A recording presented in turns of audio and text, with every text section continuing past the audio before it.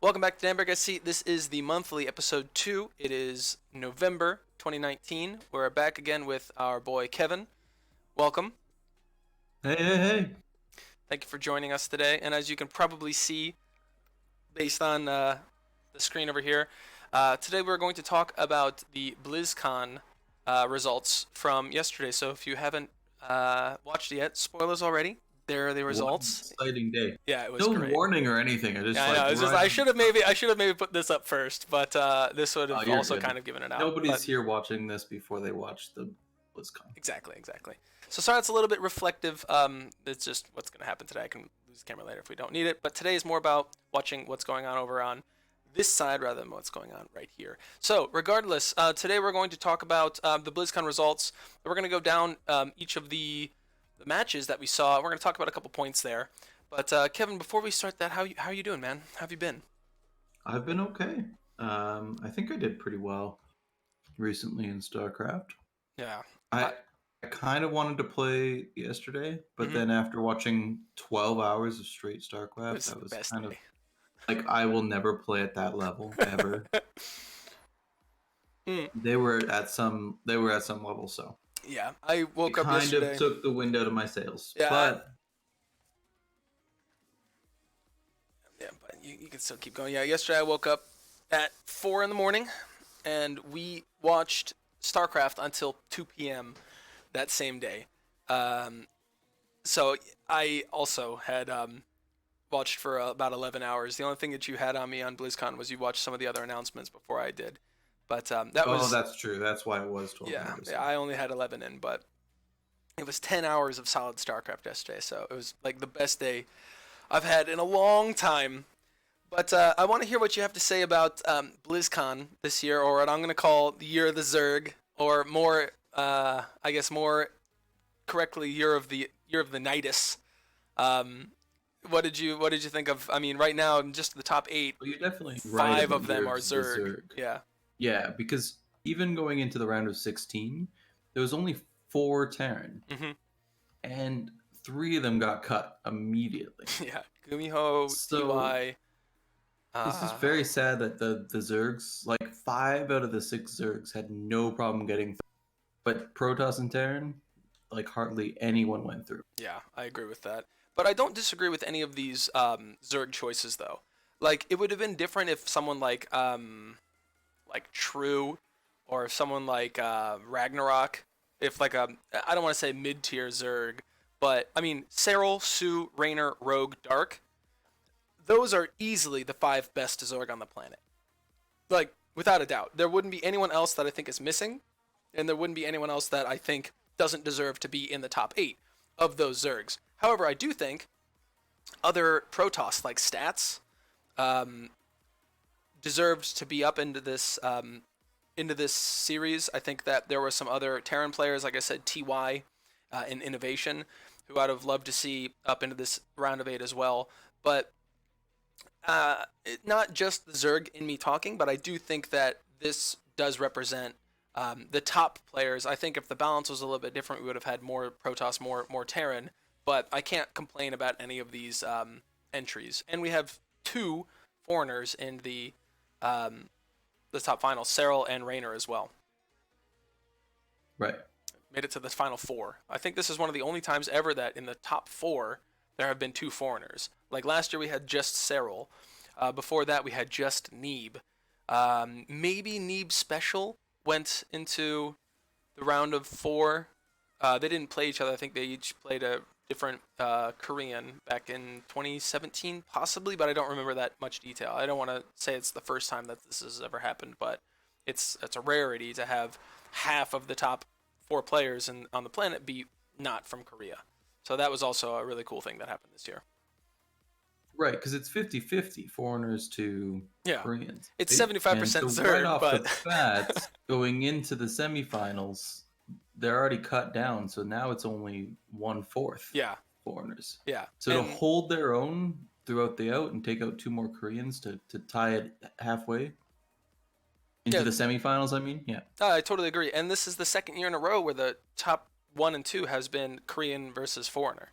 It's never been foreigner versus foreigner yet. Maybe that'll be in the future, but this is the first time ever it's been 2 years consecutively Korean versus foreigner again. So the Korean dominance of um, StarCraft is starting to wane, but they did take it back this year. Spoiler alert: Dark did beat Raynor in the final 4-1 in a very I would say very one-sided match, but we'll kind of get into that in a bit. But yeah, this year I think the overall thing was Zerg is really strong in late game, and they're very strong also in mid game, specifically because of the Nidus. I don't think the Swarm host is. I know a lot of people have problems with the Swarm host right now and like the free unit thing and infestors and there's a lot of things being addressed with Zerg right now. But I see the root cause of every time that someone's like, "Oh my God, Zerg is so OP." They've been using the Nidus. It's like Nidus with infestors or Nidus with swarm hosts or Nidus in general with just like a shitload of ravagers and roaches and just kind of being everywhere on the map immediately. And it's very hard to deal with and it's very hard to counter. Even in Zerg versus Zerg, it's not like a one unique matchup. There was Niduses in Zerg versus Zerg, Zerg versus Protoss, and Zerg versus Terran. In every matchup that a Zerg was in, one of the games ended up having Niduses in it at least. And I feel like the reaction has to be perfect. Yeah, And I don't know, maybe I just don't know how Niduses work, but it seems like, oh, I have vision, I can place it there. correct. That is correct. Doesn't If you have vision. seem quite like you need something else, I feel. Yeah, the build time is really short, and there is no right now. There's no downtime between when you can drop your second one. You can only drop one at a time. If you build two Nidus worms, like two base Nidus worms, then you can drop 2 at a time. But if you only have one worm, you can drop as many exits as you want, but you can only drop one exit at a time, and there's zero delay between when you can drop one. As soon as one's finished, you can queue up another one to drop somewhere else. So it's very simple, very APM wise. You just shift click. I want a worm here, I want a worm here, and I want a worm here. And then as soon as Right. one's finished, the next one's going to start popping out. Because recall doesn't have that. No, Like no. it always has that clock as soon as you use it. And they're starting to nerf that. They're saying it's going to put 14 seconds between when the first worm finishes to when you can drop the next worm. So that means dropping the next worm means there's another additional 14 seconds. So it means the fastest you can pop these out are in 30-second intervals, which gives you enough time to Okay. deal with one, and then while the other one's building, you can get off into position and then delay that one as well. So it's still Yeah. very like you have to be very timely. But the current Nidus worm is like I just dealt with this one, and now the next one popped up, and they're trying to make it so I just dealt with this one, the next one's about to pop up. And just that one delay is going to really nerf it a lot. So that's their concept of how they're going to nerf it in the future, which I think it does, and we'll showcase some of why I think it does in these replays today, I think. So, I if you're agree. ready, let's start getting into this. Let's get a little bit more into detail here. So, we're going to start off today talking about Serral versus Sue. I think that these games were overall really good, but there was this later on. I don't want to jump the gun on this, but later on in the matchups, there were so good ZVZs that I like forgot about these games completely. Yeah. Like just completely forgot about them. Well, I think after 10 hours too, you start to only think of the guys that have actually made it through. Yeah, And that's true. Daryl and Raynor was really exciting. Hmm. So you forget, and especially any of the 3-0s were really hard to remember because you watched them for so much longer on the 3-2s. There was a Hmm. lot of 3-2s. Yeah, So any of the 3-0s were very quick and very boring, except maybe the classic Dark. I don't remember yeah, the Maru Dark and the Serral Sue because of the quick, like 3 games and done kind of thing. yeah, exactly. But what was your original prediction for Sarah versus Sue? I had mine before we watched BlizzCon. I wrote down all my predictions, and I was predicting a 3-2 victory from Serral. Is what I was Right. predicting on this. What were you? What was yours? I was predicting a 3-1 Hmm. because Serral obviously took the championship last year. He's very good. It's a mirror matchup, so it's not like anything meta-wise has changed. Yeah, I So agree. Sue beat Serral once this year in a different competition, so I was expecting it to be a little bit closer, but no, it was very much one-sided. So we've got a clip here, and this is one of the things that I noticed during this game. I'll start playing it, but when Sue versus Sarah was playing, Sue was dropping these Niduses all over the place. So you can see the Nidus going down here, but Sarah just kept denying it perfectly every time. So you'll see him deny this, and then he's gonna put another Nidus down, like in a spot that's completely like he can just see it. It's like a useless spot. It's like almost right next to where it was before, and he's like, "Oh, I just have more units." So Cyril's out on the map doing damage while Sue is trying to like YOLO these Niduses into his base, and he doesn't get anything ever. Like these Niduses never end up working, and when they do pop, like only a few units come out. It was just really it was just a really bad series from Sue. He kept dropping Niduses, and Cyril just did such a good job, 100% denying them every time. So I think this is why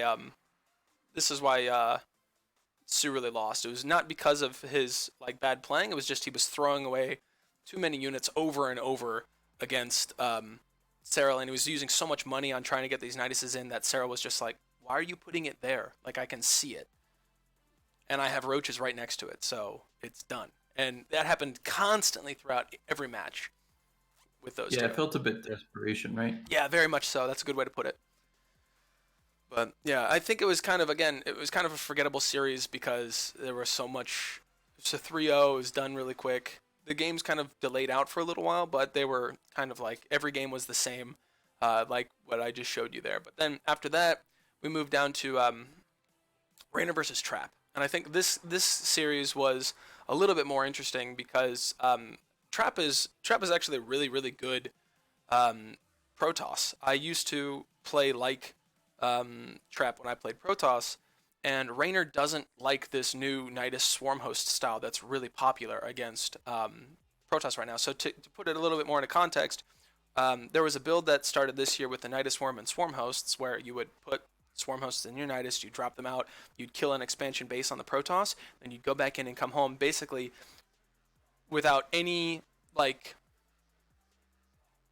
potential risk. It was like a 100% reward for 0% risk. Low risk, high reward. And it's very difficult because of how Protoss is designed. They can't like be everywhere at once. That's not how Protoss works. But with the Zerg, you can literally be everywhere at once with these very like these units that you don't care about. They're just throwaway units. So Raynor doesn't like this style.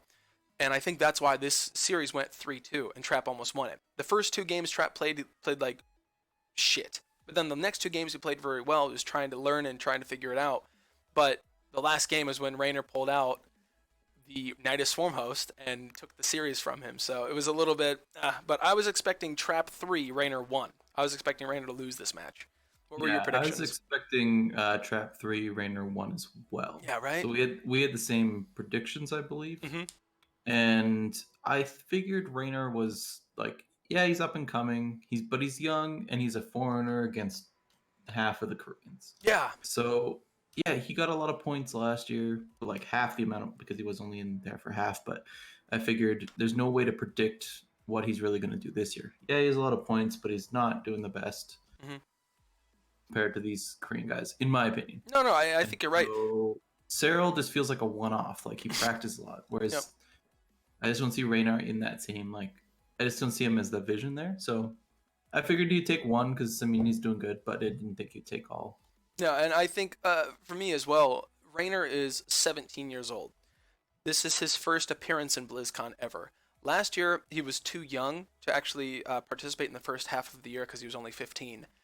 When he turned 16, he started participating, and then he lost out on going to BlizzCon last year by one game. If he had won a single more game, then he would have been just at the level to qualify into BlizzCon. So, like his first time ever playing professionally, he almost got to BlizzCon. That's true. If I had seen him in BlizzCon last year, I probably would have put him higher. But But and so even though second year out, he made it to BlizzCon. Right now, Zerg is a little bit overpowered, and he's playing in Europe and he's practicing with Cyril. He's got all these great tools and all these things. But in my opinion, he's still so young. He doesn't have that much experience in competitions yet. Like this is literally like within the first 24 months of his professional career in StarCraft, and Trap has been to BlizzCon multiple times before this. Like this is not his first round of 8. in Hmm. BlizzCon. So it's like you have all this experienced player versus a fresh off of fresh out the door new Zerg, and this the nerves and everything. I was expecting Trap to come in. Trap's also generic Green Wings, so he's practicing with Rogue. He's practicing with these amazing other top tier players. He's in the best StarCraft pro game house on the planet, without a doubt. Generic Green Wings is the best. They have Rogue, Maru, and Trap, and like Yeah, SOS. Like all it, three of them yeah, were in this. like the people that win GSLs, the people that win BlizzCons come from Jin and Trap is on that team. So I was expecting no way Raynor was going to take it from Trap, but he played great games. And like I said, there was one. Um, I want to show one really interesting game that happened is um, because Raynor wasn't playing this Swarm host Nidus style. It went into pretty standard games, and Trap on the second game, Raynor took the first game. On the second game, Trap got up to Tempest and Mothership Core and things like that, and he did this mass recall. And this is one of the most interesting things that I've ever seen in a StarCraft game. So his Mothership Core got snagged back while it was recalling, and then he recalled like half on a ledge and half on the ground, and then both of them are just like, "Hey, move, throw things, storm." And while everyone was watching this, they're like, "Oh, wait, who's winning this fight? Like, who's winning this fight?" Because there's like 3 Archons and an Immortal on the top. There's like an Archon in his natural. There's like some like things. There's like a bunch of Archons on the bottom, and it He looks didn't like wanted to go there. He activated that ability while the mothership hadn't been yanked yet. correct. And then it pulled into this weird spot, and then we've got infestors with neuroparasite that came in, and if you looked at the supply, the screen is focusing on the Protoss. So while you're watching, you're like, "Oh my God, the Protoss is winning! The Protoss is winning!" But if you're looking down at the army supply, the Zerg is like just out of position. He's like, "How the fuck do I attack in this this weird spot?" But if you look, he hasn't even killed his hatchery yet. Like he's lost 31 workers, but his army has doubled the size of Raynor's army is double supplied of Trap, and Trap basically has like a couple Tempests left. So It split his army into three different chunks, yeah, and at each three different places they did damage, especially in that one mineral line. yeah, But the problem is, he, all Raynor needs to do is go around and kill each group of things once he yeah. gets rid of the air. You know, that's But a once really good the air point. is gone, he only has to go and kill hit squads. Well, you have a full army versus a hit squad, you're going to take it out. Yeah, that's a very good point. He basically chunked his army into 3 spots. So one more time, we'll watch it here. So he activates it in his natural. He wants to put everything up into his main and then control the top of the ramp, and then just basically kill him like that. So his whole army is over here in this spot, and he's going to try to recall it up into his main. And then it gets yanked right here. And when it gets yanked down, the recall finishes right now. And it's like, what happened? So there's this very like it was a really cool game to watch, and as you just saw, it was like, okay, what the hell's going on, and who's fighting what, and what's going on where, and why and how. It was just a really cool game. That was one of the most memorable things that happened in the People cheered like crazy when that yeah, happened. yeah, it was a very interesting thing to watch. It was really cool. I mean, besides that, it was just kind of the last game. The game after that, that was game number 2. The game after that, Trap ended up winning 2 games in a row, and it was down to game point again.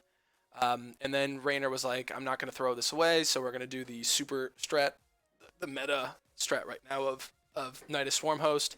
Even though he's not very good at it, it didn't look very good either when Raynor was doing the Nidus Swarm Host. It looked like Trap was like stopping it, and it was just too much. Like he ended up losing his third base, I think, like 4 times, and that was just the nail in the coffin, and it finished it out. So yeah. So, now moving forward, we Rogue had Classic. yeah, Rogue Classic. This was another down to the last game again. This was a really interesting series because let's talk about Classic first. Classic is going into the military now, and he almost wasn't able to make an appearance at BlizzCon. I think Classic ended up winning one of the GSLs this year.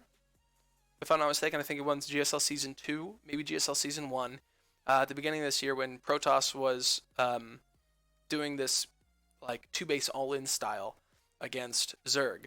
Classic basically started this whole movement at the beginning of the year, and GSL Season 1 at the beginning of this year, or Season 2, had 7 of 8 Protoss players in the top 8 of the GSL. And it was because they were just like, we can two base all day and kill basically anything.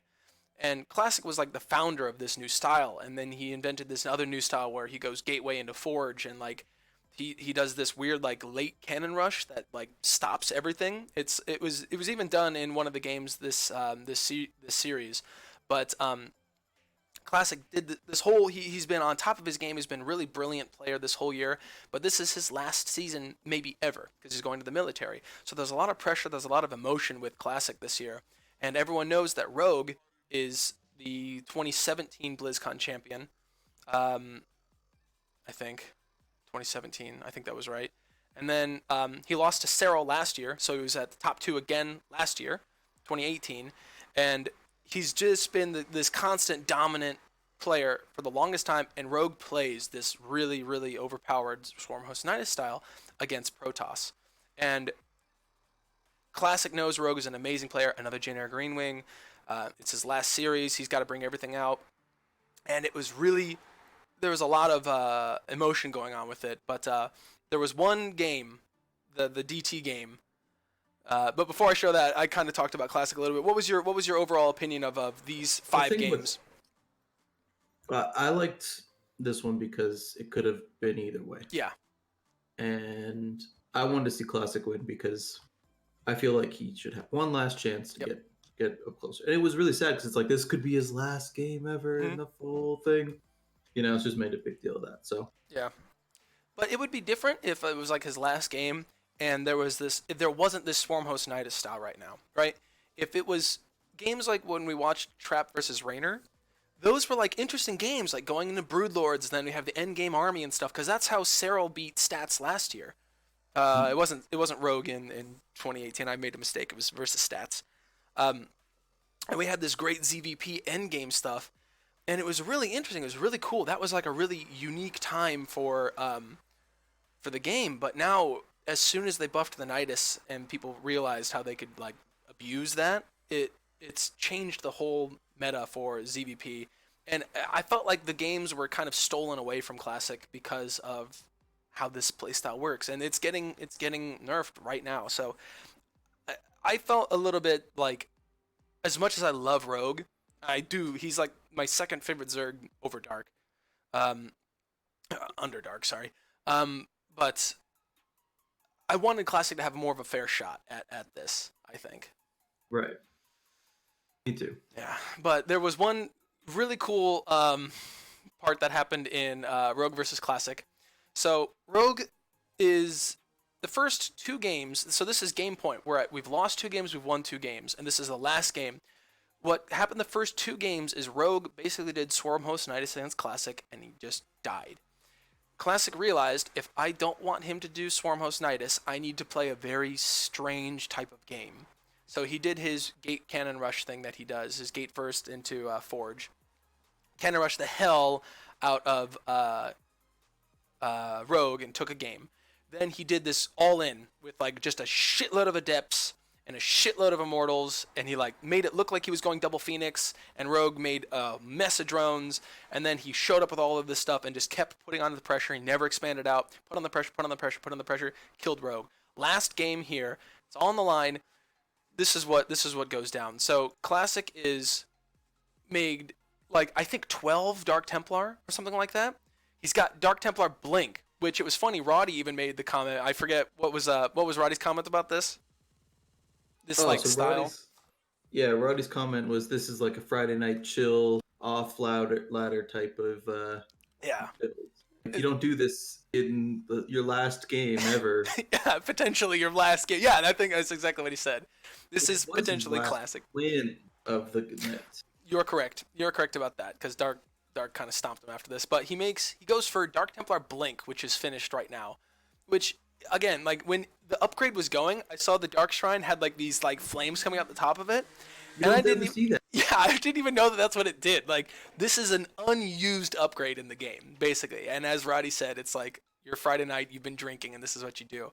So Classic goes in, and he blinks up into the main, and then he waits for Blink to be off cooldown. He's waiting for Blink to be off cooldown, and what he's trying to do is he's trying to deny this Nidus Swarm Host style, and you need to get a layer to do this. So he runs in, he targets on the hatch, his layer, gets it, blinks out, and there it is. So it was like the whole game now is basically done. So he's got all of these Dark Templar. He's going to morph them into Archons and things like that. But this weird Dark Templar, like if that didn't work, he even said, Classic was like, he was like, I didn't expect it to work, but I did it anyway, because if it did work, it'd be freaking awesome. And like that was like his thing that he said about it. He was worried about doing it because it would be the saddest GG. Yeah, that was correct. Yeah, it's either the saddest GG or the best win ever. So this is your last game. It's all on the line. We're gonna do it. And he just made a whole bunch of Dark Templar and blinked in. And I respected Classic so much from that. And he beat Rogue, and he moved into the final, the top 4 of his last series ever. It was a great series to watch. It was a really fun one, but very one-sided on the very beginning. And he felt like Classic had to use literally everything that he had to beat Rogue. And Rogue was just like, I'm going to do this strat every game and be with it. So it would have been a very sad loss there. His interview was really good, and I wish we could watch the replay of the Cannon Rush, but it's a bit too long. So yeah, Cannon Rush replays are. That's a picture-perfect Cannon Rush. It was against a Zerg. It was so good. But Zerg. It was so good. But yeah, moving on. Dark versus Maru. This was kind of an underwhelming. My favorite Maru. Yeah. Won so many GSLs back in the day. Yeah. Oh, sorry, I forgot to ask. For Rogue versus Classic, I was expecting Rogue 3-1 over Classic because I knew he was going to do the Swarmhost Nidus style, and it looked like 3-1. I said, "Oh no, this is the one where I got a perfect score." Oh yeah. So, in terms of guessing, this was the only guess that was correct for the night between the two of us. Thank you very much. We both did really bad, but I think you beat me overall because of this. You got the perfect score on this, and I lost both points on it. So yeah. But Maru versus Dark, for this, I said it was going to be 3-2 Dark, and that's because I like Dark. That was the only reason. I was like, and while we were watching it, I was like, I kind of want Maru to win because we had Cyril and Raynor into the match, and I just watched Classic like junk on. I just watched Rogue junk on Classic, so I was watching Maru versus Dark, and I was like, I want some more not Zergs. Even though I'm a massive Zerg player, I wanted other Zerg other than Zerg in this. But yeah, I said 3-2 Dark. What was yours? Mine was.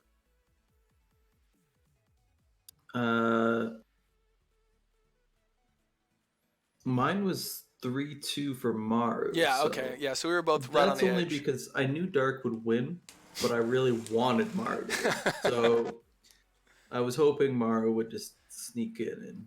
And then I would have really liked a Protoss versus Terran matchup. That would have been more exciting. Yeah. I think that's more fun to watch than just Zerg pound on shit forever. Yeah, every single game we watched that night had a Zerg in it. Yep. There was no games where there was just a Terran versus Protoss. Yeah, so the Zerg nerf is coming. Terran or Protoss versus Protoss. It was all Zergs the whole night. You weren't watching a game without a Zerg in it. Yep, you're correct. So that's why I voted Maru. Yeah, and I agree with that stance. I would have liked to have a Zerg versus Terran versus Protoss as well, because I feel like the balance in that skews towards Protoss a little bit at this level in the game. It'd be interesting at this level too. Yeah, I 100% agree. But right now, Terran is getting a massive buff, and Protoss and Zerg are getting nerfed, so it should balance out next season. So I think we can expect another nice Maru. If Maru can figure out his TBT. If Maru figures out TBT, we can expect it to be a little bit different, but right now I think Maru didn't do any proxies, which was quite sad as well. Mm-hmm. But I'm curious why, because for so long he won GSL after GSL doing proxies. 3 in a row. Only person ever to do that. Eventually it felt like if he did a proxy, it didn't work anymore. So I'm worried that in his practice matches, the proxies were not working anymore. Mm, Whatever he did. The other thing is, I think when he played games, he would not do the proxy, but in the finals in GSL, he would do the proxy. yeah, So yeah, people yeah. weren't expecting it. So he was pulling a mind game upon mind game to win. Well, the problem is you can't do that anymore. Hmm. So he's practicing with it and it's not working, and he's no longer able to use that mind game. So he has to just play a good Terran. Well, Hmm. just a good Terran is just not good enough anymore. Right now against Zerg, you're correct. Yeah, it's not. Yeah. It's just Zerg is at a spot in the game right now with this Nidus style, and again, it's not any other unit besides I just don't the feel like Nidus. I Terran think. has any cheese stuff to fall back to. Otherwise, he would have won at least. Yeah, I agree with that. I think one of the other things, because I made the point too, that he didn't proxy, and when Morrow proxies, he's not. Morrow proxies different than any other Terran I know proxies. If you watched any GSL last year, you would know that was the year of the Maru. It was the year of the proxy, and building stuff in your base was uncool, and you were pretty hipster if you tried to do that. But the meta was to build shit outside of your base. But Marus weren't all in. He would do if he was going all in, he would drop the factory outside, but he always dropped the factory inside against everything to wall it off. And he would maybe do one, maybe two proxy racks, but he didn't. It was just to throw the game on a slant. That's all he tried to do is just throw the game off of the standard bread and butter meta that everyone was playing right now. And he would try to get one little piece of an advantage, and then he would leverage that advantage as hard as he could on his follow up, which he always had. And he had like hundreds of different builds, but usually last year it was like he would do a proxy into Cloak Banshee, and his Cloak Banshee's control was perfect, and he was able to get a little bit farther ahead in that. And then after his timing, he was like just ahead. And then people would play catch up against the best Terran on the planet, and they would lose every game. And he was just winning things. So when I realized all three games, I didn't realize this until we were kind of talking this morning, but he never proxied once against Dark. And I don't know why. Same thing as you said, maybe he's just not confident with it right now, but that's He's like also suffered massively whenever he's overseas, and this is I'm true too. curious if that's a problem. His travel thing, maybe you can't play well on the diet over in the United States or like the I don't think it's the jet lag. It's got to It be. can't be. It can't be the diet either. They're only there for like a day. That's true, I But guess. I don't know what it is because jet lag. I get it, but it's not. It can't be that bad. No, not at the level that he's at. I mean, he's traveling all the time. He did GSL versus the world and all these other countries and stuff like that last year, and he went and just like um there was like this one competition last year. It was like a 2 day thing where he went to like Indonesia or something like that, and like just killed everything, and then just came home like that afternoon.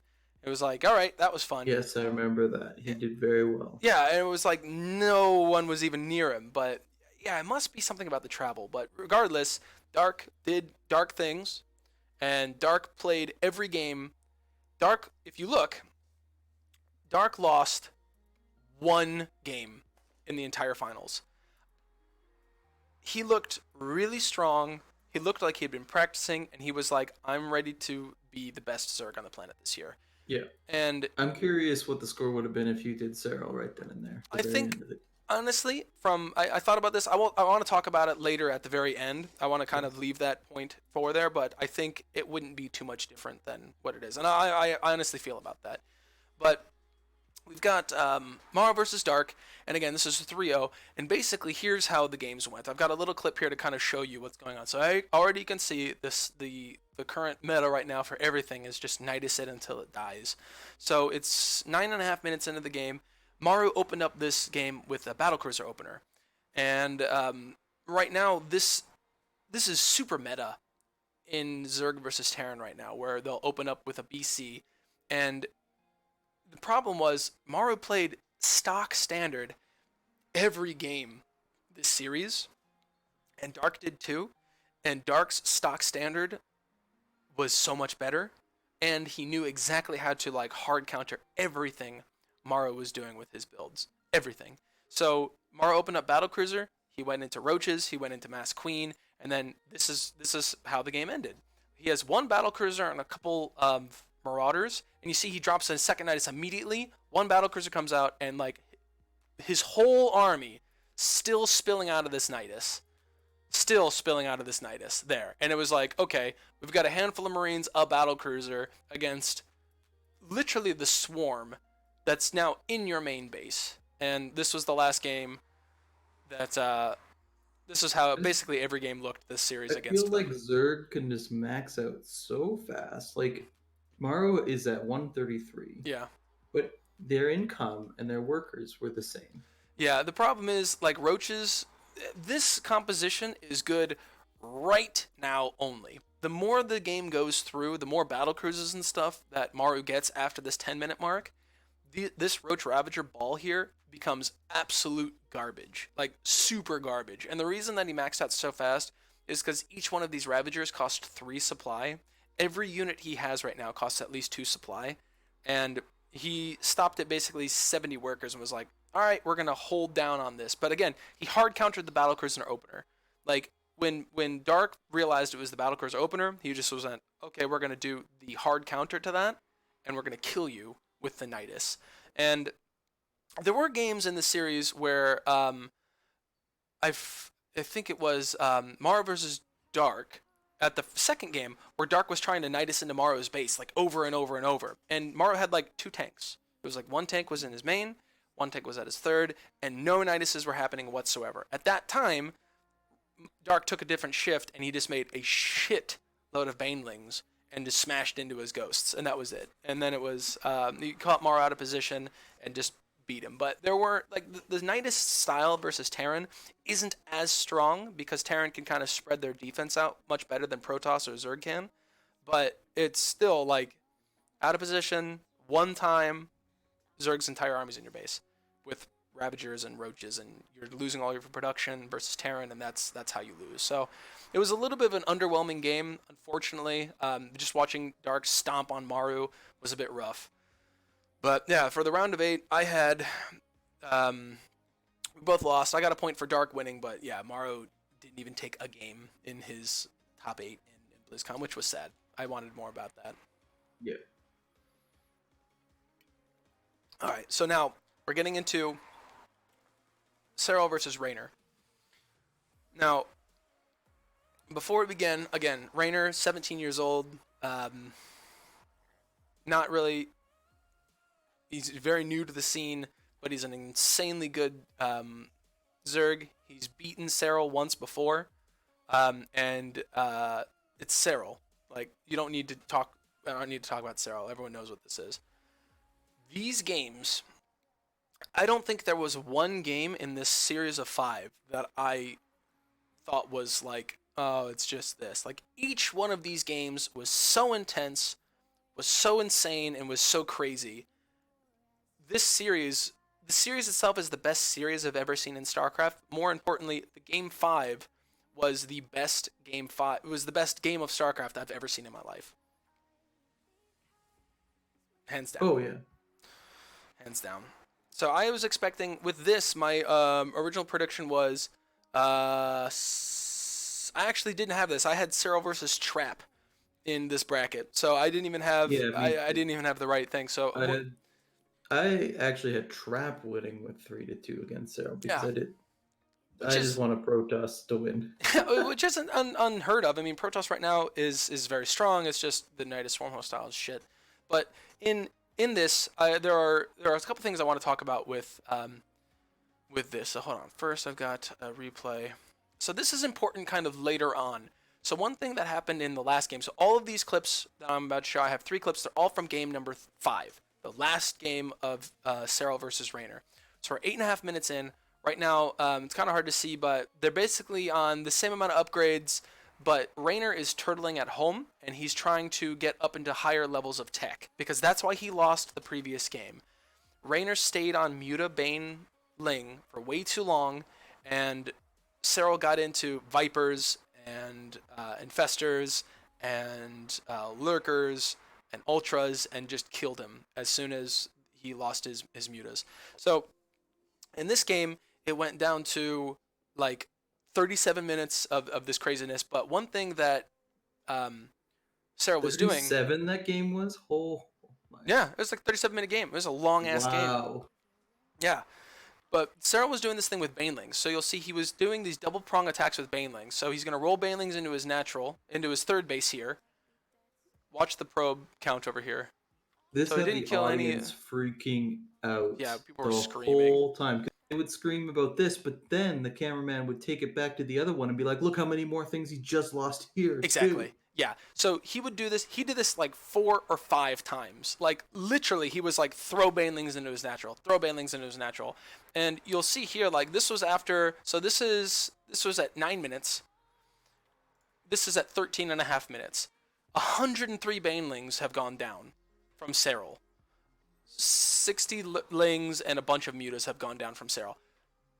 So the Raynor has crazy thing is, lost. look how much blue is there. Look how many items are underneath Yeah. Raynor. Yeah. He's lost buildings. Yep. Tons of buildings. Yep.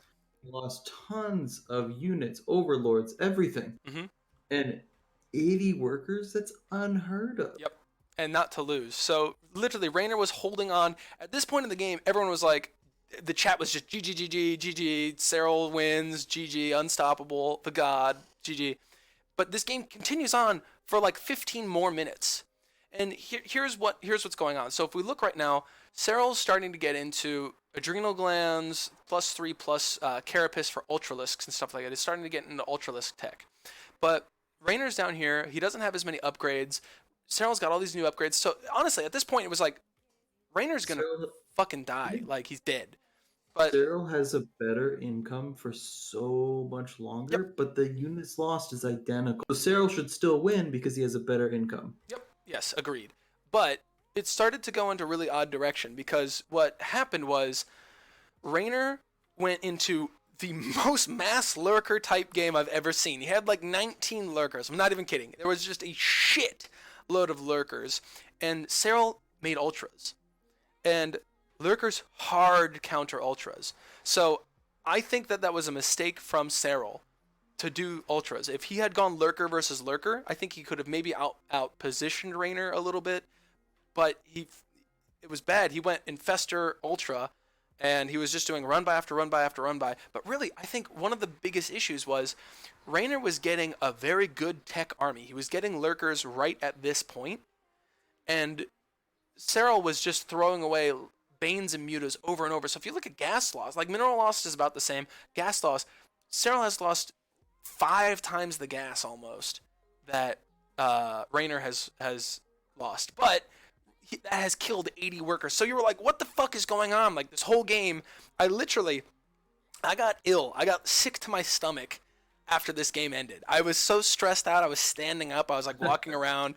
You were laughing at me, but I was like... It was the best listening to you because you were like just freaking out.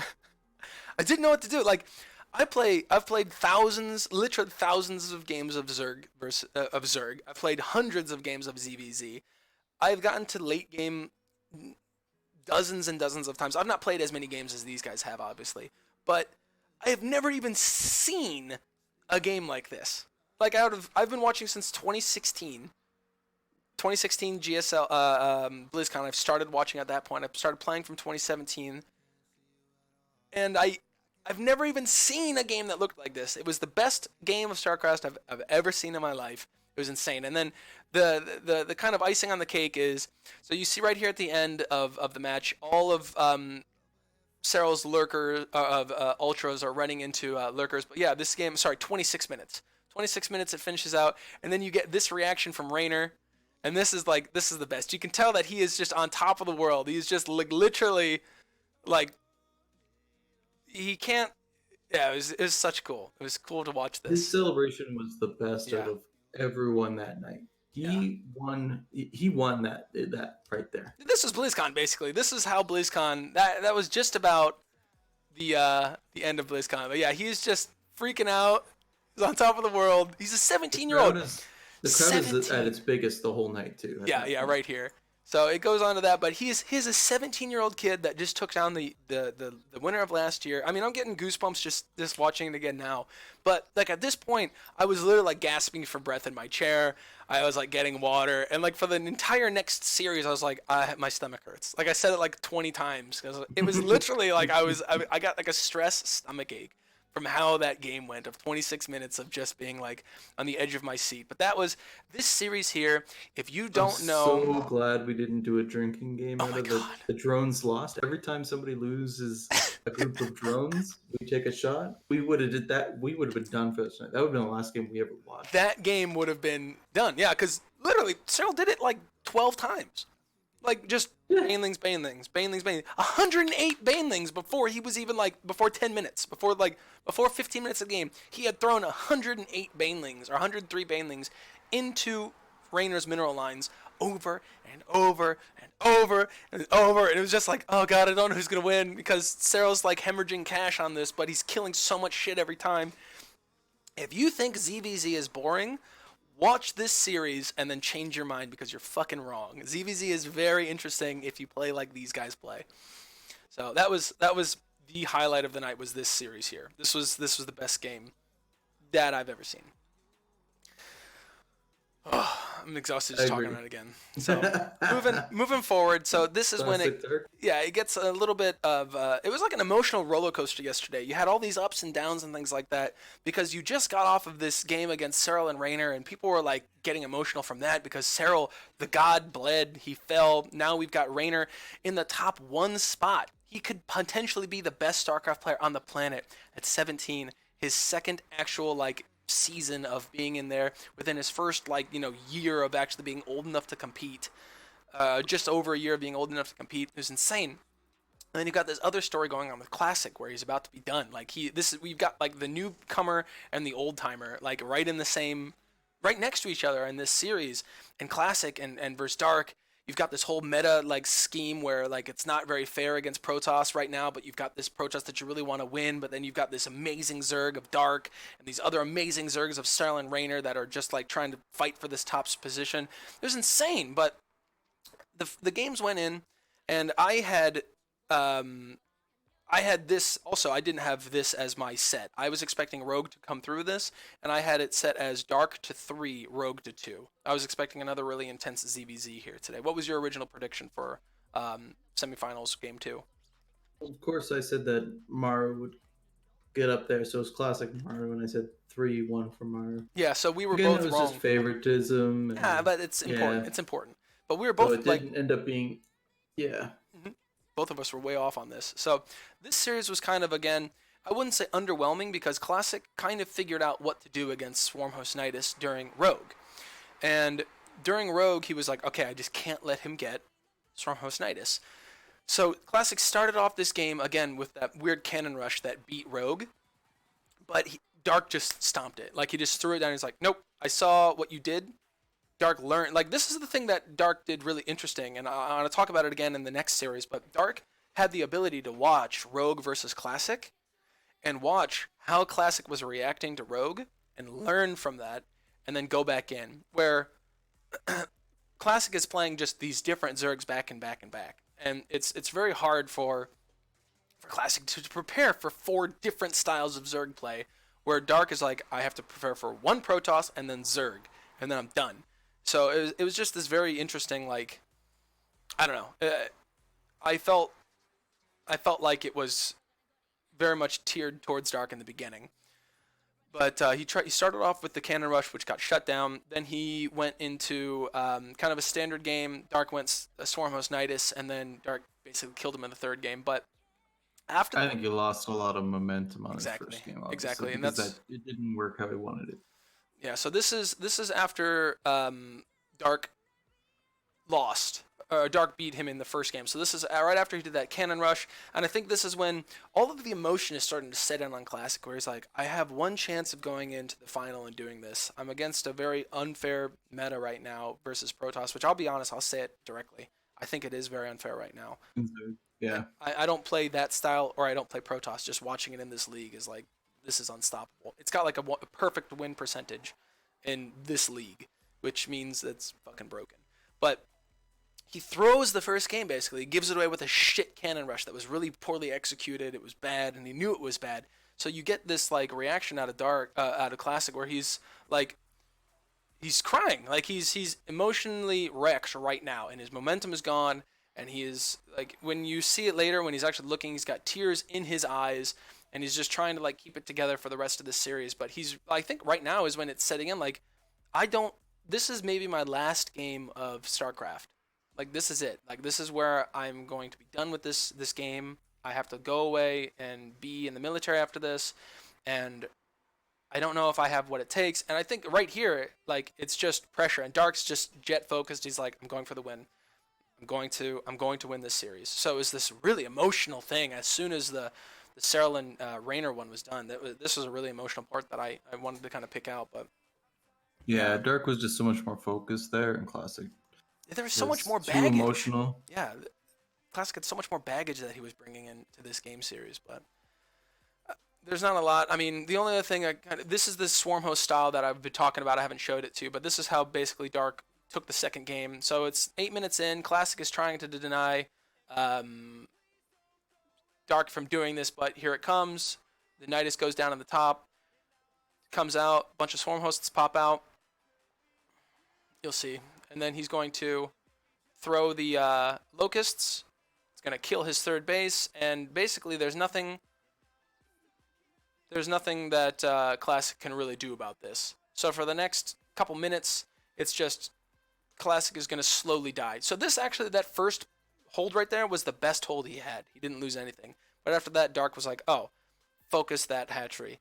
Focus this nexus. Focus this. And he kept Classic on his side of the map, off his side of the map the entire game, and just ended up bulldozing him 2 games in a row. And then Dark took it and went to the final game of Rayner versus Dark. So, yeah. It's getting pretty late at night at this point, for me, anyways. For most people. Yeah, this was really late. The whole thing started like 2 hours late or something like that. So the opening ceremonies went a little bit late, but it wasn't too bad. But I think the first game they didn't get started until like an hour into when they should have started. And then the series were all long series. Everything went to game 5. I think even just the Cyril Sue series were quite long. Yeah, even right. Though it was only 3. I agree with that. That really kind of set we're really far behind. Yeah. So the last series here, Rayner versus Dark. Both of us didn't have this. I had Dark in the final versus Cyril, but I had Cyril winning 4-2 against Dark. That was what I had planned from the very start. Is Dark's going to make it to the finals again? He's going to get it taken away from him from this untouchable Cyril.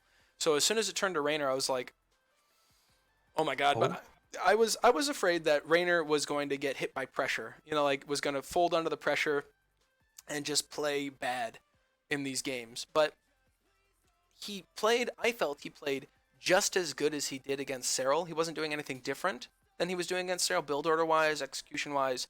But just Dark looked so much better. And here's what I was saying at the very beginning of this this kind of discussion was when Dark said at the very end, it was like, I kind of wish I was playing Cyril in the final. I felt like he meant it. Like, even if Cyril was in this last final here, I think Dark could have still won, watching how well he was playing this entire season. He played 3 series against 3 different matchups. He played Zerg versus Terran, didn't lose a match. He played Zerg versus Protoss, didn't lose a match. Even though this is a little bit right now, he looked good the entire time. And then this series, he looked really, really good. And he looked like he had prepared for Cyril. You know what I mean? Like, that's what he was probably thinking. He's like, Cyril is who I'm going to go up against. I'm preparing to beat Cyril. And his execution was super good on every front. And he also was able to mind game the shit out of Rayner, I think, with the third game.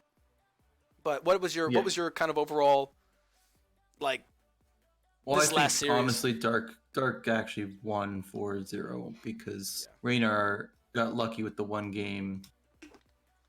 He did defend it extremely well, but it wasn't a standard. Dark knew that there was a chance he could lose on that. He fucked up his drone. He was just hoping to just do it right. Yeah. And he messed it up, and that's why. But if Dark had just played a regular game, that would have been 4-0. Yeah, I agree with this. Let me see if I can put this in a good spot here. Sorry, this is some Jesus. The chat is just going off. Yeah, the chat is. Yeah, the They're chat is expecting going 4-0. insane. Let me see if I can get this. All right, so with this game here, this is the game that Dark basically threw. So we've got this this cheesy strat where you drop the pool first, and then he's going to pull a bunch of his workers to go across the map and to fight. So you'll see it here in a second. I've pretty much screwed up this timestamp. But he starts a bunch of Zerglings, and then he's going to pull across the map. I'll kind of go over here. So right here. Yeah, right here. So he gets over, he drops some spines and stuff like that. And the reason, like, this is, he saw it over on the minimap down in this corner, so Raynor had a little bit of time to prepare for it. But here's the issue that happened. Right down here, he brings everything down to fight with his spines, and then he doesn't A-move his workers. So his workers right now, you'll see right here, not A-moved, not A-moved, not A-moved. So there are some really bad control over his drones, and then basically just gets it hard stopped.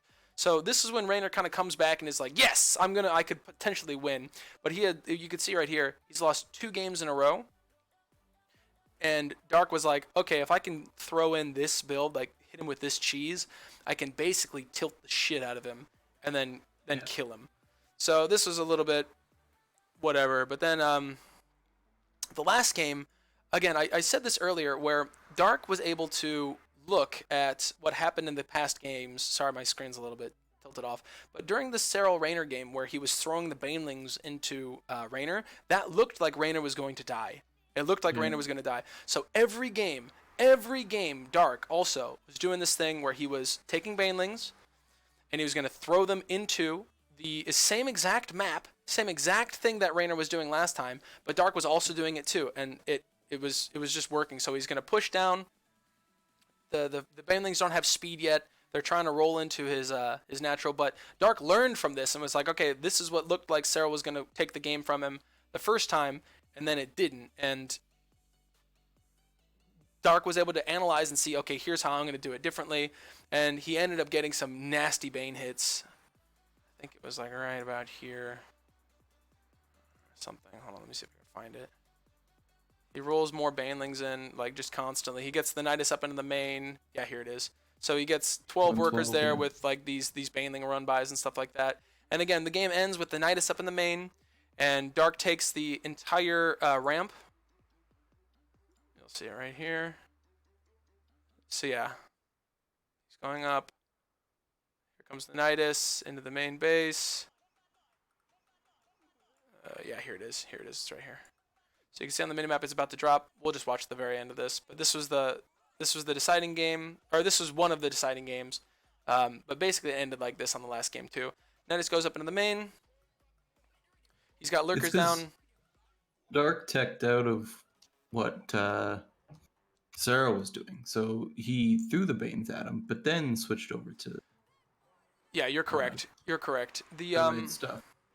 Yeah, hold on. That was it. I just closed it. It's the same shit that you've been watching. It's just Nidus comes up, lurkers come out, they kill a base, and then it's GG. Yep. So this year, the last series here, even if it was against Serral, what Dark realized in those games was watching Serral versus Raynor play. He had all of the time in the world to watch this series and see, okay, how do they play each other? How do they play each other? If I get against Serral, I'm going lurkers because Serral looks like he's a little bit weak against the lurker style. And he likes to gut react into ultras. If I go against Raynor, I'm going to do this Baneling thing that Serral was doing the entire game. Just throw Banelings at him until he's crumpled. And then he's able to take that idea and leverage it over this last game. So Raynor and Serral never got to see Dark play against a Zerg in this round of 8. It would have maybe been here with Rogue, but he got Classic and he just crushed Classic. So Raynor came in not understanding how Dark is going to play Zerg at all. And Dark got an entire series to watch Serral against Sue, an entire series to watch Serral against Raynor, and then Raynor against Serral, and then make his decision here about how to do that. So if he was against Serral, he would have not had one set of ZVZs to watch. He would have had 2 full, that's 5, 6, 7, 8 games of ZVZ that he could watch against Cyril and understand how to beat him. That's a lot of information that Dark had. So I think even if Cyril made it through, beat Raynor by 1, went into here, Dark would have still. I don't think it would have been a 4-1. I think it would have maybe gone to the last game. But I think Dark would have won. I really do think that. Yeah, for sure. So as much as Zerg was overpowered this year, again, I said at the very beginning, the Zerg on the board on this map here, the versus Cyril, versus Sue, versus Raynor, Rogue, Dark, these 5 Zergs are the best Zergs on the planet, and I feel like they did a good job. You predicted that it would be an all Zerg semifinal. I did. Well. I did. I thought it was just going to be a bunch of Zergs. You thought Rogue would win, and he almost did. He should have. Yeah, it was very close. Which just goes to show that like Zerg's so overpowered when you got top 5 guys all Zerg. All of them are Zerg. Yeah, it means that even if the other players aren't as good, okay, then we need to reduce. We need to change our balance so that the other players, the other races, are able to stand up against these players. So, yeah, like I'm wondering if Sue being against Trap or Classic or Maru would have won. That would have been interesting too. We could talk about that again, but I've got to end the video right now. Thank you guys very much for watching. I hope you enjoyed this talk about BlizzCon and things like that. Leave your comments and things in the chat below. Thank you, Kevin. Thanks for joining us. Thank you. And I will see you in the next one. Thanks again.